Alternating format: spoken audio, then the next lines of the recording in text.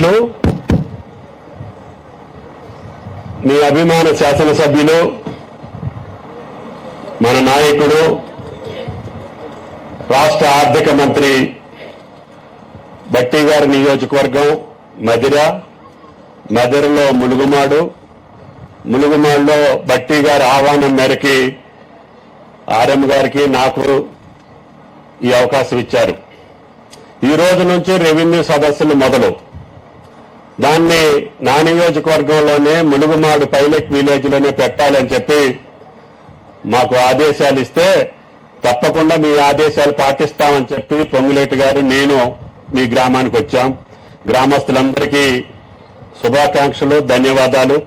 ఒక మంచి పవిత్రమైనటువంటి ప్రధానమైనటువంటి కార్యక్రమం మీ ఊళ్ళో ప్రారంభించటం బట్టి గారి ఆధ్వర్యంలో ఈ యొక్క రాష్ట్రానికి శుభసూచకం అని చెప్పి మీకు ఈ సందర్భంగా మనం చేస్తున్నాం.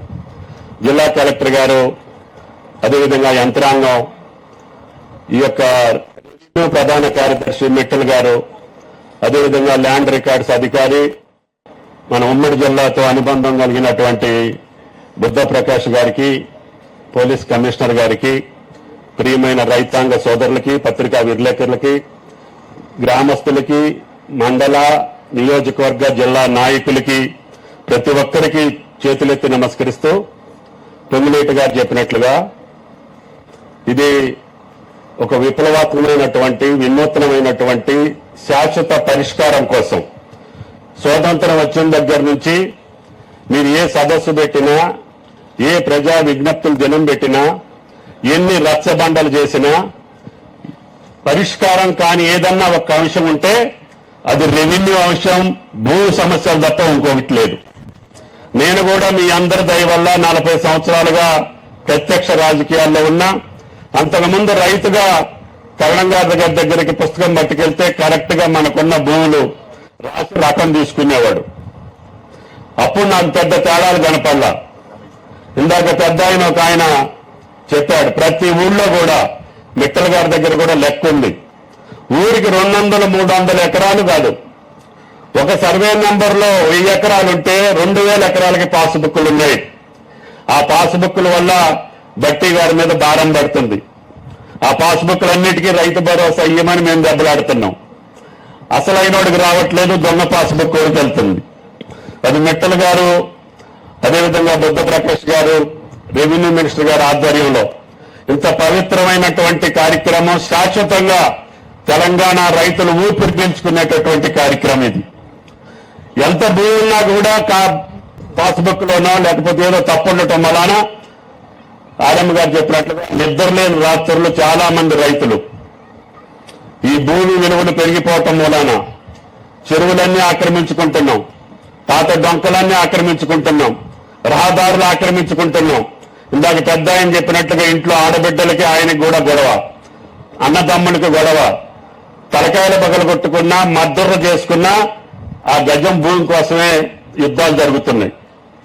కాబట్టి దాన్నన్నింటినీ పరిష్కారం చేయాలని ఇందిరమ్మ రాజ్యంలో, కాంగ్రెస్ ప్రభుత్వంలో రేవంత్ రెడ్డి గారి నాయకత్వాన అందరం కూర్చొని ఈ యొక్క ధరణిని మార్చి, ఎన్నికల ముందు కూడా చెప్పాం, ఈ ధరణిని బంగాళాఖాతంలో వేస్తామని చెప్పి ఏదైతే పెద్దల పాదయాత్రలో చెప్పారో దాని ప్రకారంగా వేశాం.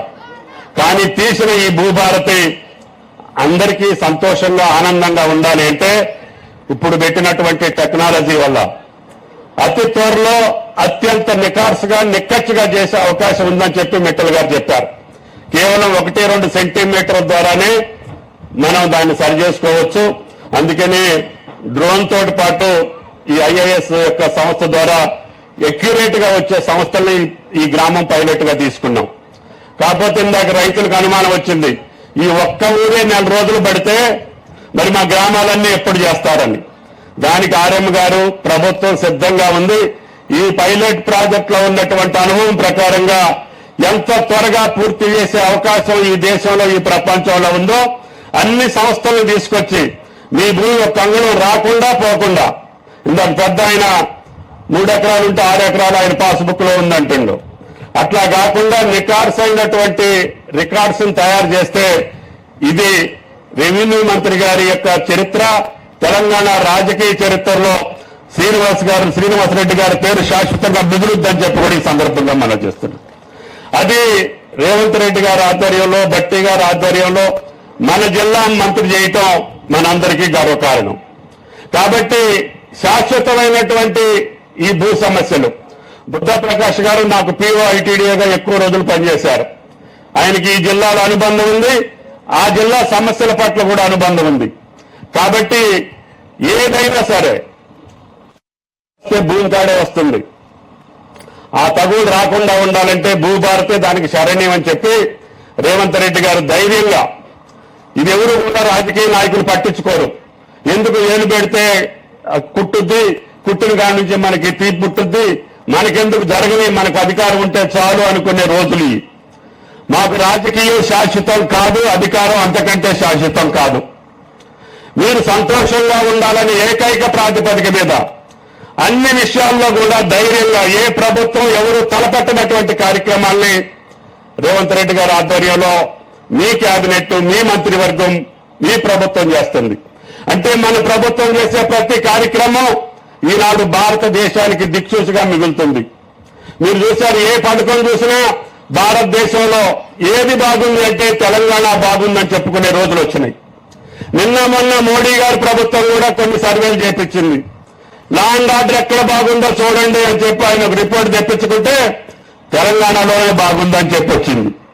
అంటే మన ప్రభుత్వం సమర్థవంతంగా గత 16-17 నెలలుగా ఎక్కడా రాజీ పడకుండా, రాజకీయాలకు అతీతంగా, కులాలకు అతీతంగా, మతాలకు అతీతంగా లా అండ్ ఆర్డర్ ఉంటేనే పెట్టుబడులు వస్తాయి. పెట్టుబడులు వస్తేనే మన పిల్లలకు ఉద్యోగాలు వస్తాయి. పిల్లలకు ఉద్యోగాలు వస్తేనే ఈ జిల్లా, ఈ రాష్ట్రం అగ్రభాగాన నిలబడుతుంది. నిన్న ముఖ్యమంత్రి గారి స్పీచ్ లో కూడా మీరు చెప్పారు, మనకి పక్క రాష్ట్రంతోటో, ఆ రాష్ట్రంతోటో, ఈ రాష్ట్రంతోటో పోటీ కాదు, ప్రపంచ దేశాలతోటే తెలంగాణ పోటీ. అందుకని విద్యలో కానీ, వైద్యంలో కానీ, సంస్కరణలో కానీ, ఈ యొక్క చట్టాలను ఏర్పాటు చేసుకోవడంలో కానీ ధైర్యంగా ముందుకెళ్తున్నాం. అది మీరిచ్చినటువంటి శక్తి, మీరిచ్చినటువంటి ధైర్యం. మీరు నిజాయితీగా, నిర్భీతిగా, నిక్కచ్చిగా పరిపాలించండి, మేము మీ వెంట ఉంటామని చెప్పి మా అందరినీ కూడా పెద్ద మెజారిటీ తోటి మీరు గుండెల్లో పెట్టుకొని గెలిపించారు. ఆ గెలిపించిన దానికి తార్కాణంగా మేము కూడా ధైర్యంగా ముందుకెళ్లాలని చెప్పి మేము ఇంటర్నల్ గా మాట్లాడుకునేవి చాలా ఉన్నాయి. ఇప్పుడు కూడా రెవెన్యూ మినిస్టర్ గారు, ఉప ముఖ్యమంత్రి గారు కూడా ఉన్నారు. ఇప్పుడు కూడా భూ రికార్డుకి టోకెన్ గా మీ దగ్గర వసూలు చేయాలని కాదు. మేము ఇంతకుముందు రూపాయి రకం కట్టేటప్పుడు కూడా పుస్తకం పట్టుకెళ్తే ఆ సంవత్సరానికన్నా మా భూమి మాకుందా లేదా లెక్క తీయలేదు. ఈ 20-30 సంవత్సరాల్లో మాకు పాస్బుక్ చూడట్లేదు, మేము రకమో కట్టట్లేదు, ఆ భూమి ఉందో లేదో, ఎవరి పేరు మీద వెళ్ళిందో కూడా వైనం లేకుండా పోయింది.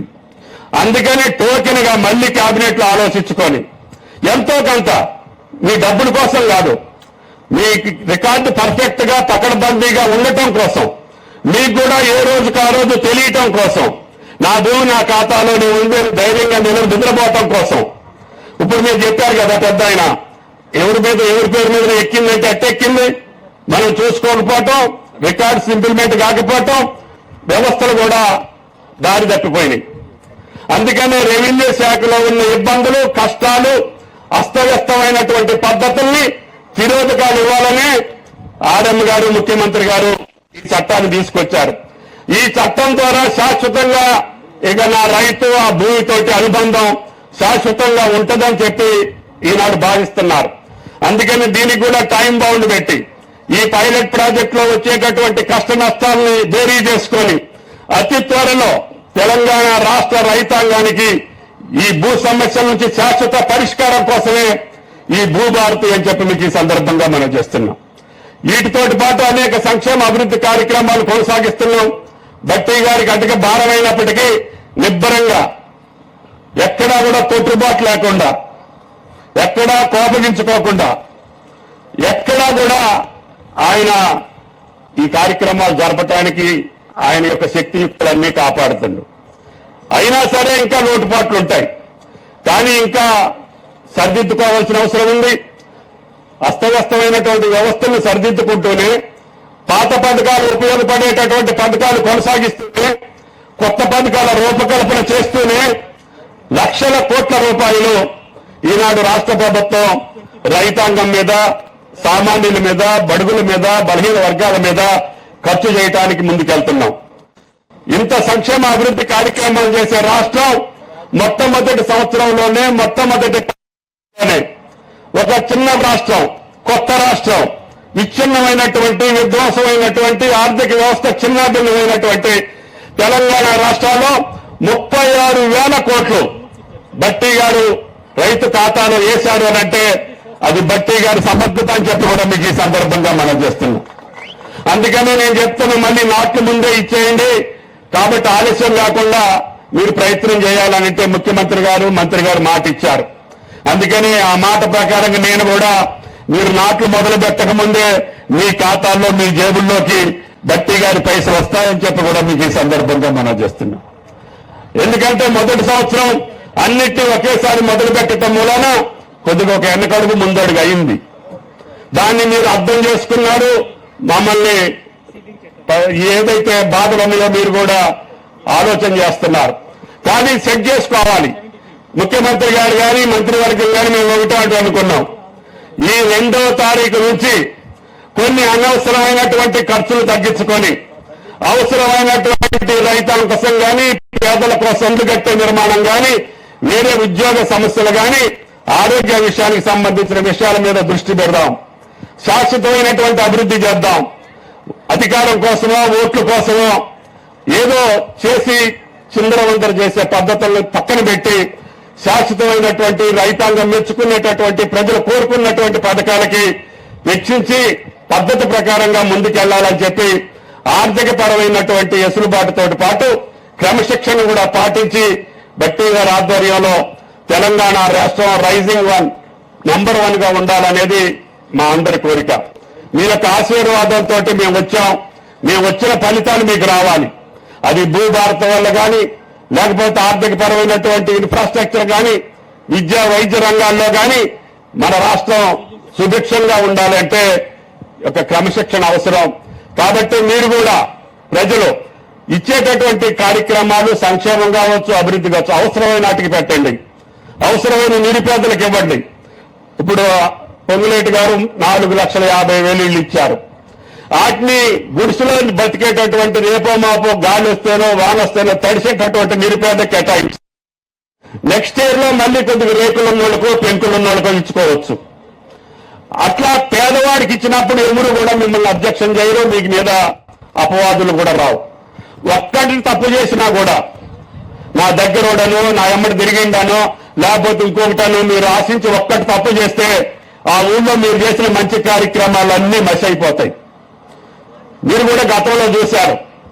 ఇందాక ముఖ్యమంత్రి గారు ఉన్నప్పుడు కూడా చెప్పారు, పోయిన పార్టీ ప్రభుత్వం బట్టి గారిని ఎట్టయినా ఓడియాలి, చింతకాండలో దళిత బంధు పెట్టి అందరికీ అన్ని బుల్డోజర్లు, ట్రాక్టర్లు, టెంట్లు, బుట్లు మొత్తం మండలంలో 10,000 మెజార్టీ వస్తే బట్టి గారిని ఓడియొచ్చు అని అనుకున్నారు. అట్లిస్తే ఆయనకి 10,000 మెజార్టీ ఎక్కువ వచ్చింది. అంటే నిరర్ధకమైనటువంటి, నిష్ప్రయోజనమైనటువంటి, అవసరం లేని అపవిత్ర దానం చేస్తే ఆ రకమైనటువంటి రిజల్ట్స్ వస్తాయి. కాబట్టి పాలకులను కానీ, ప్రభుత్వ అధికారులు కానీ, గ్రామ స్థాయి, మండల స్థాయి నాయకులు కానీ మీరు ఒకటే ఆలోచన చేసుకోవాలి. స్థిరంగా మీ పేరు ఆ గ్రామంలో ఉండాలన్నా, ఆ మండలంలో ఉండాలన్నా, ఆ జిల్లాలో ఉండాలన్నా, ఆ రాష్ట్రంలో మీరు రాజకీయాల్లో బతికుండాలంటే నిక్కచ్చిగా, నిజాయితీగా, నిర్భీతిగా, ధైర్యంగా మీరు కార్యక్రమాలు చేపట్టండి. మిమ్మల్ని ప్రజలు ఆదరిస్తారు తప్ప అందరికీ ఇచ్చి అధికారం పొందాలంటే అది భగవంతుడు కూడా సాధ్యం కాదని చెప్పి మీకు ఈ సందర్భంగా మనం చేస్తున్నాం. కాబట్టి దాన్ని మేమన్నీ సరి చేసుకుంటున్నాం. ఎక్కడన్నా ఏమన్నా కరెక్ట్ చేసినప్పుడు కొద్దిగా ఇబ్బంది వస్తుంది. ఇప్పుడు రెడ్డి గారు, దత్తు గారు మధ్యలో రోడ్లు అడలుపు చేయాలంటాడు. ఎవరిలో వచ్చి ఈ షాపు తీయడానికి ఇల్లేదంటారు. మధ్య మా తాలూకా ఒకప్పుడు, అప్పుడున్న పరిస్థితి ఏంటి, ఇప్పుడున్న పరిస్థితి ఏంటి? రోడ్లు అడలుపు చేస్తే ఎవరికి సౌకర్యం? అక్కడ వ్యాపారస్తులకు సౌకర్యం, అక్కడ ప్రజలకు సౌకర్యం, మధుర పట్టడానికి ఒక అందం, ఒక ఆనందం.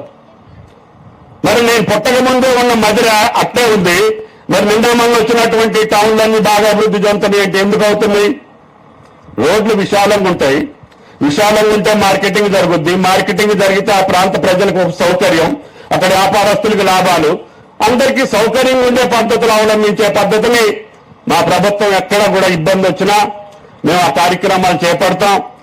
అదేవిధంగా సంక్షేమ అభివృద్ధి కార్యక్రమాలు పక్కాగా వెళ్తాయి. బొంగిలేటి గారి ఆధ్వర్యంలో ఈ యొక్క చట్టం అతి త్వరలోనే పూర్తి చేసుకొని భారతదేశానికి తలమానికంగా ఉండేటట్టుగా నాకున్నటువంటి ఏకైక కోరిక నేను ఎన్టీ రామారావు గారి ప్రభుత్వం నుంచి చెప్తున్నా. సర్వే చేస్తే ఆ ఖర్చు అవసరమైతే మేమే పెట్టుకుంటాం, ప్రభుత్వాలు పెట్టుకోవాల్సిన పని లేదు. నాకు 10 ఎకరాలు ఉంటే నా 10 ఎకరాలు కొలిసేవ్వండి, నేను 1000 కావాలంటే మిట్టల్ గారు నా ఖర్చు ఎంత అయిందో నాకు చెప్పండి, మీ ఖాతాలో వేస్తున్నాను. ఎందుకంటే ప్రతిరోజు మీ ఎంఆర్ఓకో ఆర్ఐకో ఎల్ఐకో పుల్లైకో దళారులకో కట్టబెట్టే బదులు ఒక్కసారి ఫినిష్ చేసుకుంటే పోద్ది కదా. అందుకని మిట్టల్ గారు కూడా అనుభవం కలిగినటువంటి అధికారి, బుద్ధ ప్రకాష్ గారు, మన జిల్లాకు సంబంధించినటువంటి మేము ముగ్గురం ఎక్కువ వరి ధాన్యాన్ని ఈ భారతదేశానికి అన్నం పెట్టిన వాళ్ళు ఎవరు అని అంటే తెలంగాణ రైతులు. కాబట్టి ఇబ్బందులు ఉన్నాయి, కష్టాలు ఉన్నాయి. ఉన్నా కూడా మీ ప్రభుత్వం మన ప్రభుత్వం వెనకడిగేసే ప్రశ్నే లేదు. రేవంత్ రెడ్డి గారి ఆధ్వర్యంలో అన్ని కార్యక్రమాలను చక్కదిద్దుకుంటూనే శభాష్ అనిపించుకుంటాం. తద్వారా మీరు కూడా సంతోషంగా ఉండాలి, వీటికి కూడా మీరు సహకరించాలి. ఎందుకంటే ఈ నియోజకవర్గంలో ఎక్కువ మంది ఇతర దేశాల్లో ఉంటారు. ఆ పక్క రైతు రాకపోతే ఆ భూమానికి చుట్టుపక్కల ఉన్న వాళ్ళు అందరూ రాకపోతే అది సెటిల్ అవుదంటున్నారు పెద్ద ఆయన. అందుకని అందరూ సహకరించాలి. అందరూ సహకరించి మునుగుమాడిని నెంబర్ 1 గా మీరు 20 రోజుల్లో పూర్తి చేస్తే అందరికీ గుండె ధైర్యం వస్తుంది. మిట్టల్ గారి మీద, తొమ్మిదిలేటి గారి మీద మాకు నమ్మకం కలుగుద్ది. ఎస్, ఈ ప్రభుత్వం మనకి న్యాయం చేస్తుందనే విశ్వాసం వస్తే అందరూ సహకరించే అవకాశం వస్తుంది. భట్టి గారి యొక్క ఆదేశాలకు అనుగుణంగా ఈ మునుగుమాడు సమావేశం ఈ రాష్ట్రానికి దిక్సూచిగా ఉండాలని, ఆదర్శంగా ఉండాలని, దానికి సహకరించే మునుగుమాడు రైతులందరికీ ధన్యవాదాలు తెలియజేస్తూ భట్టి గారికి మీ అందరికీ కూడా ప్రత్యేక ధన్యవాదాలు పిలిచినందుకు. Thank you.